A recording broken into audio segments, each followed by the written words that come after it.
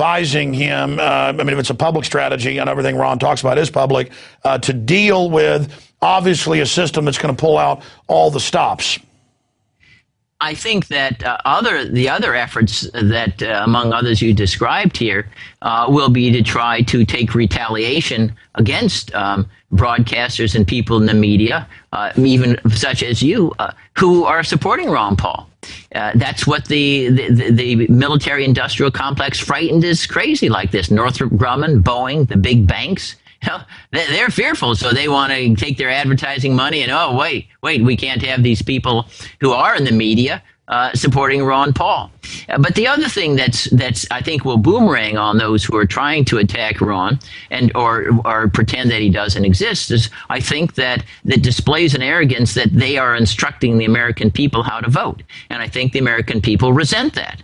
They feel that they're entitled to make their own judgment based upon the facts, and they understand, because of Ron's body language, if you will, that he's not an egomaniac. He's not a Napoleon, unlike Newt Gingrich. He's there because he cares about the country, not about making $2 million speeches, if he doesn't win, or capitalizing on inside the Beltway lobbying contracts like the others do. He's thrown himself into the middle of a bunch of scrofulous wolves who are attacking the old lion. Everybody can see it. They can tell he is a doctor trying to attend to the Republic, his patient.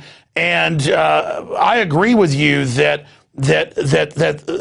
it's only going to get crazier. And to see them in Iowa, to have the governor say a vote for him, just disregard it, and it'll discredit our process. How dare Ron Paul discredit Iowa when he's the one trying to discredit Iowa's importance? I mean, it is so transparent.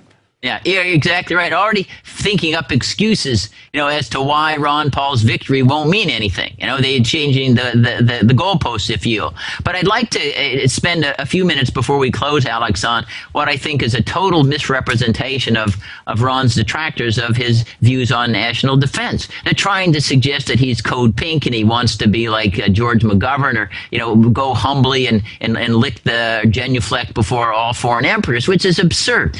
Ron Paul is the most hawkish of all the candidates when it comes to defending America and Americans. Now, of course, he's not hawkish about defending Afghans or Iraqis or Yemenis or Burmese or Tibetans, because that's not the role of the United States government. Maybe Mother Teresa can do that. But he is the strongest on using all of our defense resources to defend us. A common defense is what the constitutional obligation of the president is.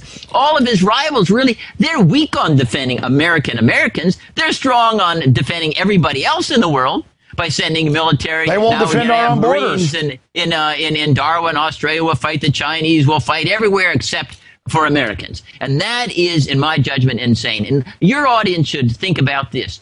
If you had to talk to the family of the last soldier, Mr. Hickman, who died in Iraq, what would you tell that family what he died for? You would send him off to risk that last full measure of devotion. He's got courage, he's got manliness, and he doesn't know, and no one can tell him why he died. To my mind, that is a moral crime, if not worse. He died for no-bid contracts. Yeah, it's fair.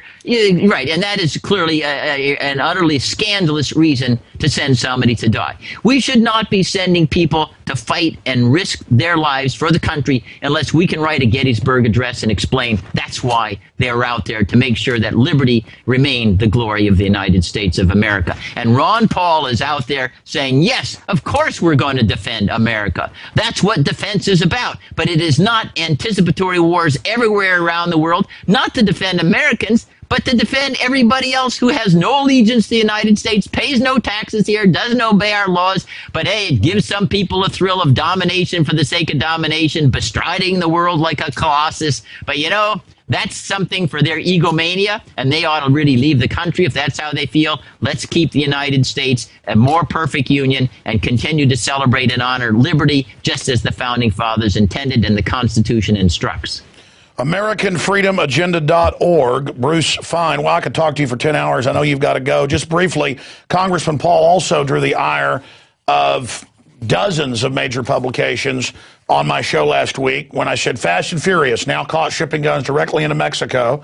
And it's also been in the El Paso Times, Chicago Tribune, 8 federal agencies involved shipping drugs back in. New York Times even admitted it, and laundering the money. I mean, this is really all starting to come out. They can't hide stuff anymore in the information age. And Ron Paul said, yes, he should be fired, further investigated. It's clearly criminal. And they're like, how dare him say we should fire the attorney general? I mean, now, again, it's bad when someone's caught perjuring themselves, caught engaged in and CBS got the documents, Bruce, I know you know, where they were going to blame the Second Amendment. And Ron Paul said, yeah, it's a false flag. And so, and again, he's the bad guy. I guess if Ron Paul would have shipped the guns into Mexico, I mean, Bruce, would that have been okay? Well, I think that the United States government should never be involved in crime.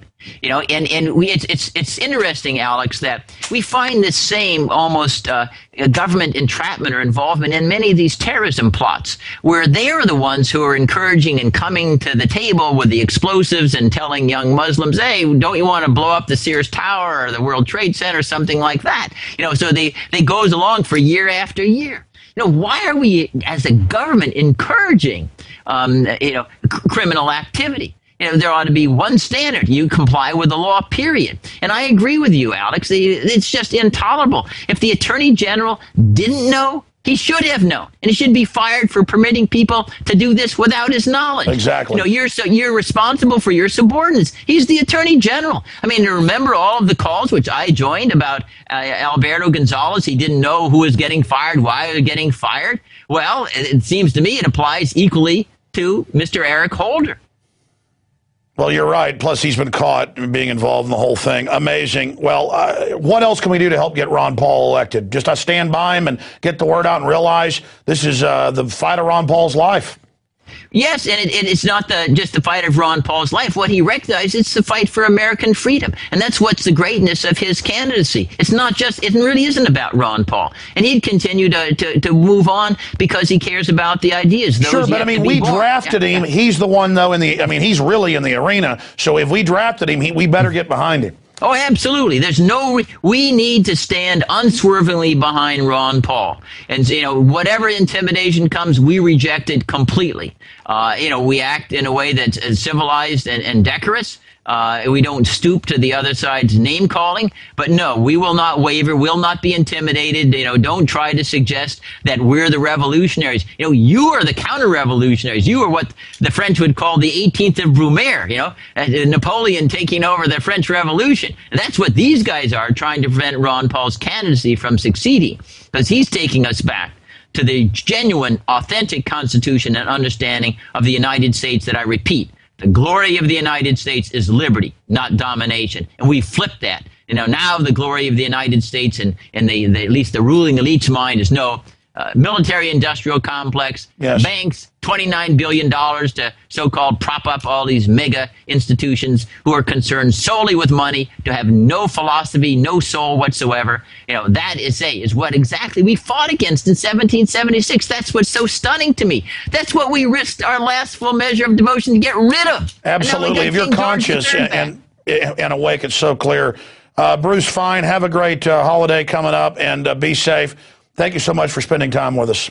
Thank you, Alex. Well, that was Bruce Fine, author of American Empire Before the Fall, and the empire is out of control. It's run by finance oligarchs that are not free market, that make 40 to 1, 100 to 1 bets with other people's money like Corzine. I mean, we're in danger. And 99.9% of us, the world's going to become a worse place with these globalists in charge. And Ron Paul is really just a mainline constitutionalist. And the fact that he's so radical to the system shows how far these tyrants have taken us. Amazing job, as usual, to the entire crew, to John Bound with his piece on the statistical chances of dying from terrorism versus having a soft drink machine fall on you.